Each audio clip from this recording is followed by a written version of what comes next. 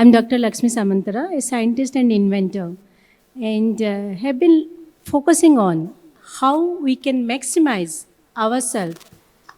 How can we can maximize human potential? Are we utilizing 2% of us, 10% of us? Whatever we can, the number redefines us.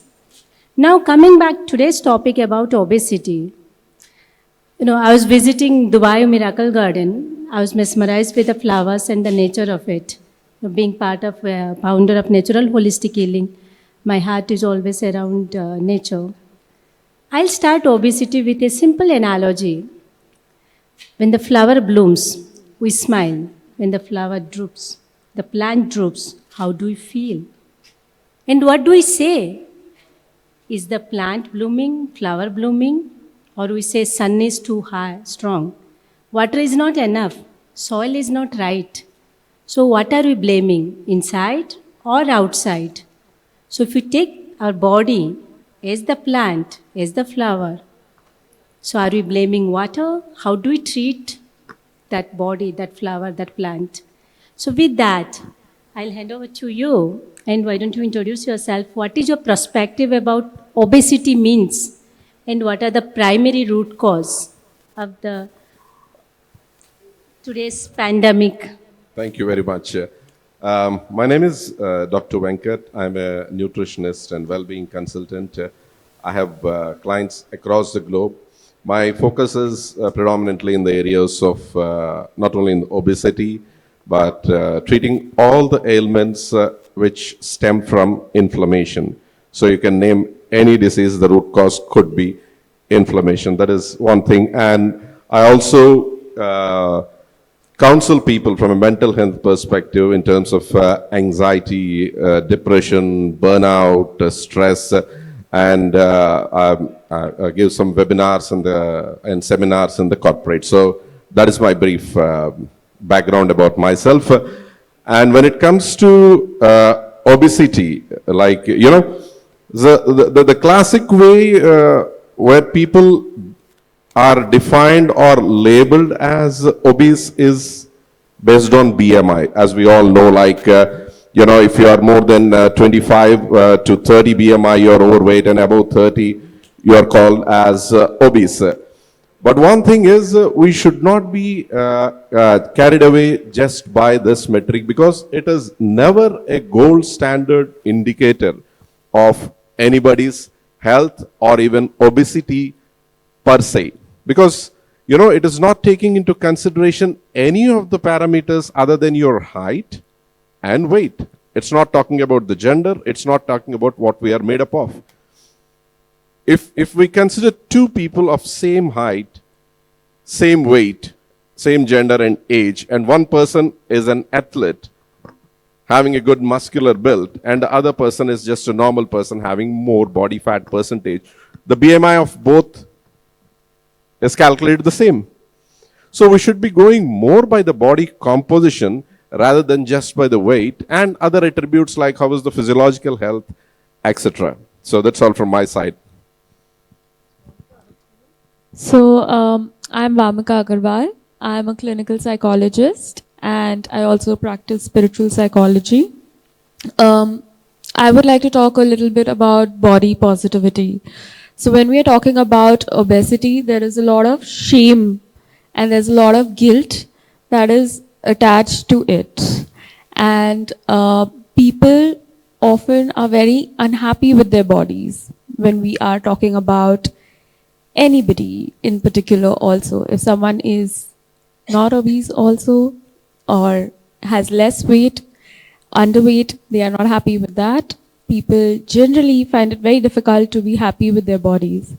And what happens is that I have seen this in my practice and in my personal life, that when you are not happy with your body, you are not staying healthy. That is damaging your health even more than whatever you are doing apart from that to try to take care of your health. So when we try to reduce that, when we try to introduce body positivity in everybody, and make everybody try to like their bodies, like themselves exactly the way they are, that is when we start making change.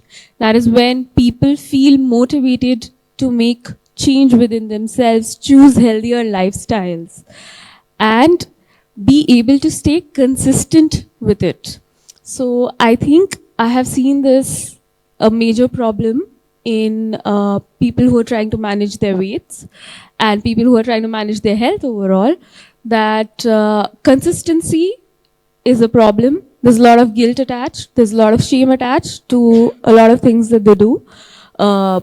They might take diet plans from nutritionists. They might take, a lot of help from a lot of doctors of different fields to manage a healthy lifestyle, but still not be able to do it because they are constantly trying to, in a way, pressurize themselves with it instead of making it something natural and something which is like a second nature or something which makes them happy.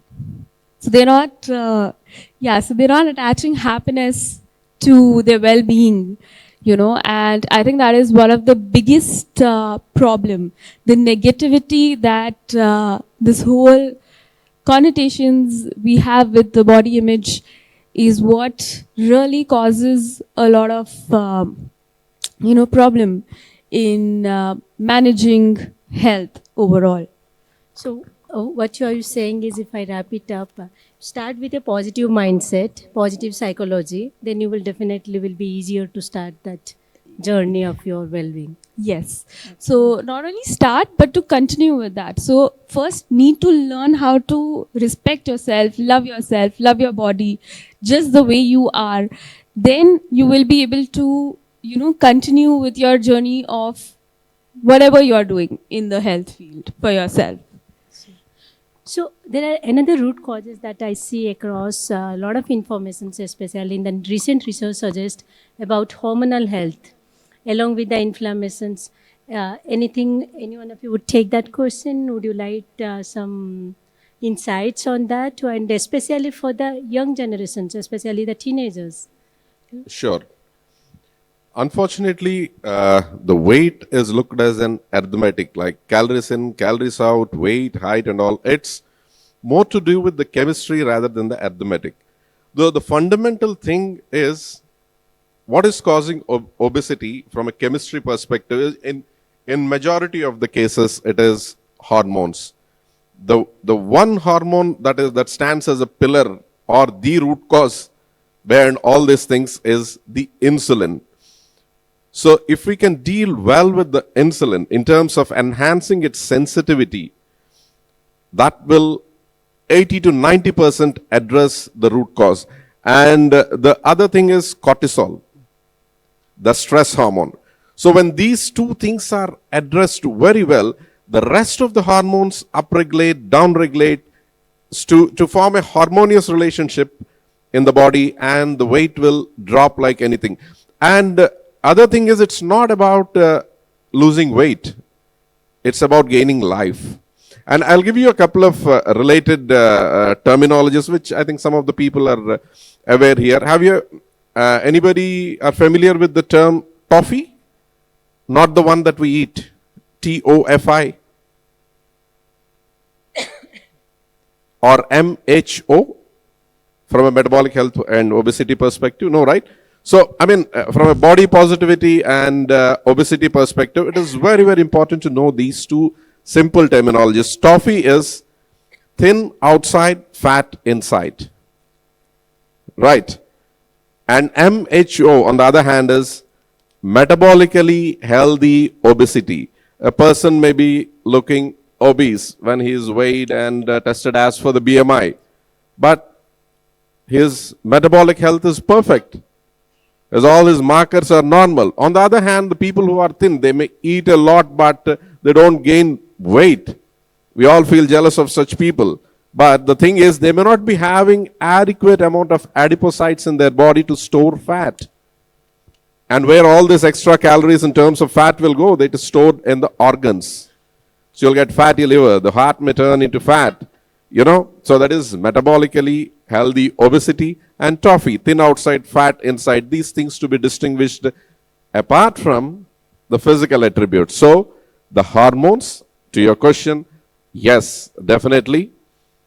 The insulin, cortisol, and of course, the dopamine and serotonin, we need to trickle them into our brain, and the melatonin for the sleep.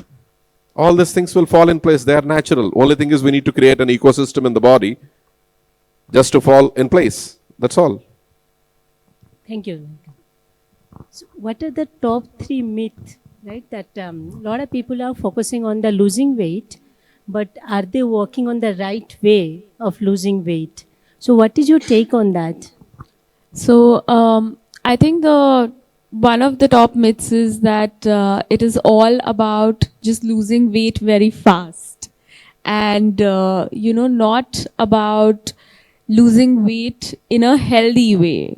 So a lot of times we see that, I think you must have met a lot of people as well in your profession, both of you, that would come and be like, oh no, I want to lose weight for this wedding or this thing that I am going for in 1 month or in 3 weeks or something, and would want to do some crash diets or things like that. And that is I think a big myth that is a healthy way. And I think, like Sir also said, the thin outside and fat inside, that is one of the biggest toffee, that is one of the biggest myths. I think that if a person is looking thin, they are healthy inside. So when we talk about this, we forget to look at the fat percentage, like Sir was saying. That is one thing which is very, very important. So basically, to get a proper results, to get the best outcome, or let's say better outcome, it is better to work in a sustainable way rather than getting a fast output and more of how do we look outside.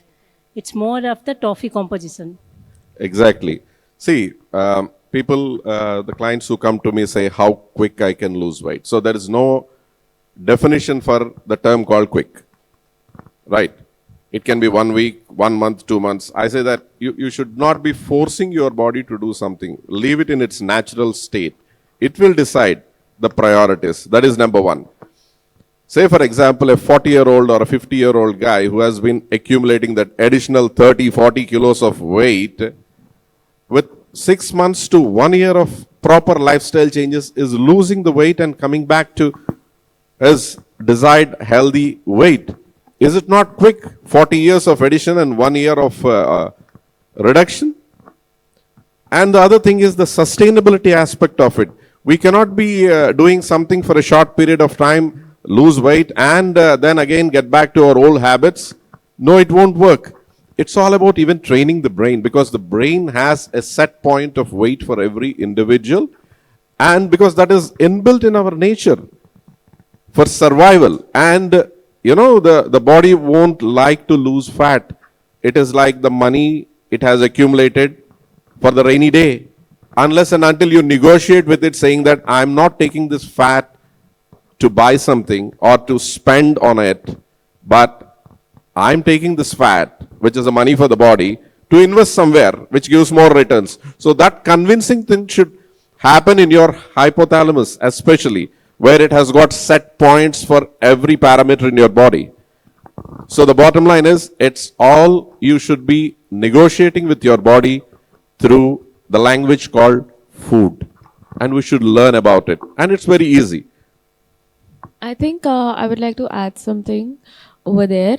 So there is one thing that we also call is a stress response, where your body is accumulating a lot of fat because you are very stressed. Okay, so it's not understanding why the stress is and what to do with the stress. So it is the limbic system just goes into a space of trying to protect you. Okay, so when we say fight and flight, so it is something a little different from fight and flight. It is just a way to prepare for the fight, to prepare for the rainy day when there will be no food. Okay, and I am so nervous and I'm so scared that I might not get food later, that I am storing it within my body and I'm not letting go of it. So a lot of, I've seen a lot of people who struggle with weight management or obesity also have a lot of internal fears in them, okay, which needs to be addressed. So I'm talking a lot from psychological point of view because I'm a psychologist and I've been working in those terms with people with weight management. Okay, let me ask you from that perspective, right? Yeah. If it's a psychological effect is there, when people feel obese, how does it is impact on the brain performance, on their mental performance, on their overall quality of life? One is obese, how they work towards it. Second part is what is the implication on their quality of life, even on day-to-day life, how they perform. What do you observe in them? So, no, I don't think in the quality of life as such, only this aspect is affecting them. In Confidence, right? Yeah, their And confidence. their brain function. I mean, they might get, they might not have enough mental clarity because all of them are not working together. Yeah, that is also there, but there is a lot of resistance in them. You know, that resistance is because of a lot of unhappiness with yourself. So that is what the major struggle is. I think in the whole space of obesity, when it comes to mental health and when it comes to body positivity, the major struggle that we are having is not feeling like we are good enough even now. You know, but we need to try to tell our mind that okay, we are fine, you know, even now, and we will get better. So this is a better state of mind, better state of body than what we are now maybe, but it is not like right now we are in the worst state or we are horrible right now. Such upward spiral path that they need to follow. Yes. So the body shaming that is there, that a person does to themselves, is what is really harming them and becoming a hindrance for their path ahead. In your practice, how do you see this obesity is actually impacting them? Not only just physically, mentally, in their work, in their personal life, and how they connect with, even in terms of having a better relationship at home, at work, and their environment. See, one thing I believe and I keep saying is like we suffer more in our thoughts than in the reality. When we think about the past, maybe you are depressed. When you think about the future, you are having more anxiety, but we never live in the moment. That is one thing. And other thing is we should question to ourselves like, are we really having problems? Like compared to the billions and billions of people in this world, what are the blessings that we can count on? That is one thing. And another major thing, as she was talking about, this fight or flight response. We all know that, right? So that is one of the basis for our evolution. In good olden days, when we were all cavemen, this used to work very well because it works with the logic like if and then. So if you see a tiger, the classic example that is given for it, if you see a tiger, then fight or flight. That's why we survived this many years, because or else we would have been eaten by the tigers, right? But in today's world, ifs are there, but then nothing. Say for example, your boss is shouting on you. You can neither fight or run away from him. What will happen to the stress? It is bottled. The same happens with relationships. The same happens with a lot of things which we face on day-to-day basis. Because stress is an energy. The basic property or the quality of an energy is it needs movement. What we are doing, we are bottling up because of social pressures, etc. What I advise people is definitely, I will not ask you to shout on your boss to vent your anger and feel lighter, because you will lose your job and again you will be in another stressful situation. So you should find a way to channel out this energy. it can be some creative work, or it can be some exercise like sport, or even learning a new skill or a new language. This will definitely vent out all these emotions. Yes, when the cortisol is rising, sugar will rise in the body, and to that response, insulin will rise, and the sugar will sit in the body as fat. This is from a fat accumulation perspective. And the other thing is, you will have brain fog, where you cannot function well, and you are very tired. You cannot go from one meal to the other without snacking. And you forget even to drink water, which is also another thing. So these are all multiple factors, but see, all complicated problems need not have complicated solutions. We all look forward for solutions. There is nothing in forward direction, only the problems. We have to look backward and correct to our roots so that we are well grounded and we can tackle all these problems like the way how our ancestors, great grandfathers did those things. I acknowledge that with the times which we are living now are different, but we are still breathing oxygen, right? We cannot say that these are modern times, we don't want to breathe oxygen, I want to breathe in a separate gas which is special to me. No. The fundamentals are the same. We need to embrace. That's all. Okay. So now I'll switch the gear because in the interest of time, what would you, looking at the trend, right? The obesity is increasing in a much faster rate than what we can think of, especially what we can wish for.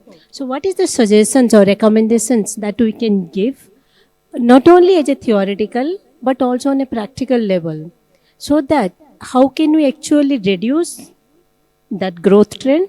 Secondly, how can we shift that energy towards little bit better, focusing on the better way rather than focusing on the weight problem? How can we switch the gear towards something better, positive psychology? Can you throw some light on that? Okay, so there are a lot of things that we can do, but right now maybe I will ask the audience to do something really small which they can practice on a regular basis. Okay, a small ritual, I would like to call it, that they can practice either in the morning as soon as you wake up, or at night just before you sleep, a while before you sleep probably, and in the morning a while after you wake up, so that you can increase the body positivity in you, and that would help you with managing your life and your health in a better way. So I would request everyone to take their phones, put it right in front of them, and switch on the selfie camera. Can everyone do that?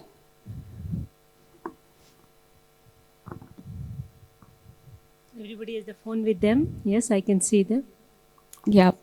So look at yourself, look at your eyes, look into your eyes, okay? And when you're looking at yourself in your eyes, take your name, okay?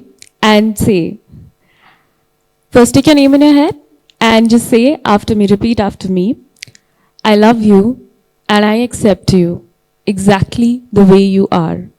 And say it with conviction to yourself. And just try to do this small thing every day and look at the change it makes in your life and your health overall. And just to add a small tweak, in case if you do not want to have a phone as soon as you get up, Yeah. I know many of us are trying that practice.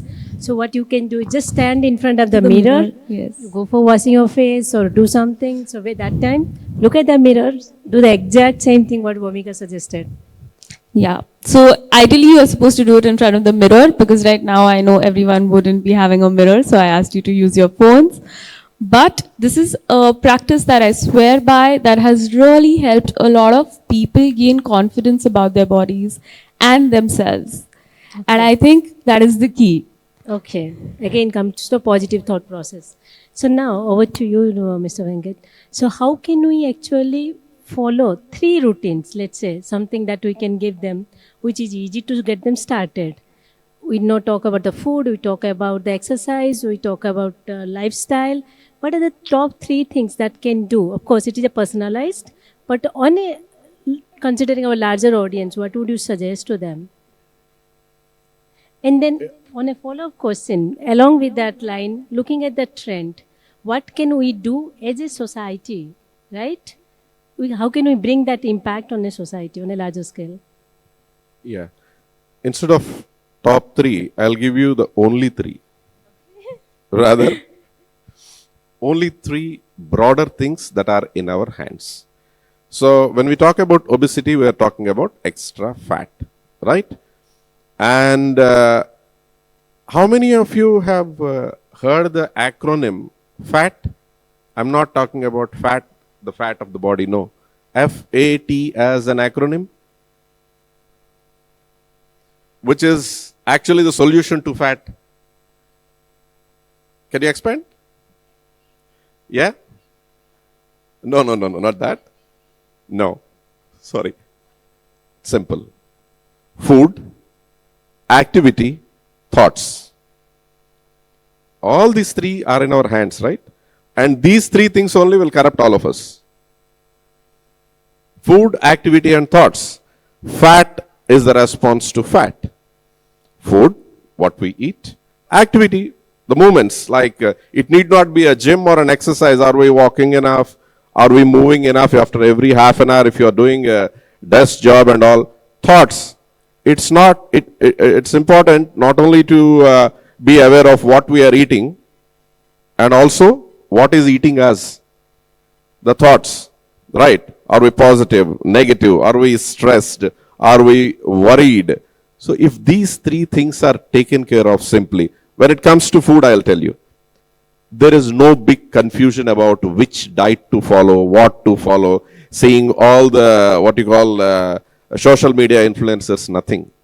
You know, the one principle I tell as, what you call, as a rule, whenever you look at any food, one question you can ask is, like the principle behind it, or what I'm saying is like, don't eat anything that your great grandmother wouldn't recognize it as food. Look at that. Think about your 3-4 generations back. Will he or she recognize this as food? No, then drop it. All these colas, fries, burgers, donuts, 99% of the things will go off. So what is remaining? The naturally produced things like either from the sea or from the plants or from the forest. You can cook it at home, eat it. This is as simple as that. Activity, walking. It's quite natural to human being. Birds have not stopped flying, fish has not stopped swimming, but we stopped walking. So which is very natural to us, we should continue to it. Thoughts, just live in the moment. Don't expect too much from others. Think of giving. Think about the art of giving. All the great achievers in this world are givers, not takers. If you think of giving, it's in your hands. If you think of receiving, it's not in your hands. You'll always be disappointed. So these are the simple things to be followed by everyone. Hope that answers? Yes. Thank you so much. So what we are talking about is again 3 activities that we can follow and keep the positivity in the mind. And that way, hopefully, by following simple techniques, we can actually impact the big change in that obesity trend, hopefully in a more healthier way. Looking forward for that, and hopefully we will see a big impact, from not only from this Health 2.0 team, but also how can we make a larger impact across the globe. With that, I'll hand over. And if there are any questions, would be happy to take if there is a time. So sorry, we are very crunched today with the time. I won't be able to take any questions, unfortunately. We are available out. Yes, they are available on the floor for questions. And as I said, that be the giver and not the taker always, as rightly said by Dr. Venkat. I would like to say this, that they are doing their job, and all of you present in the room are also doing that job really well, giving back to the society. And that's the reason you have such happy faces throughout. So thank you so much, a wonderful panel, and they are all available with you around the floor after this session. You want to grab them right now. Once they walk out of the stage, you can do so. Sorry, unfortunately, I won't be able to take any questions. Thank you so much.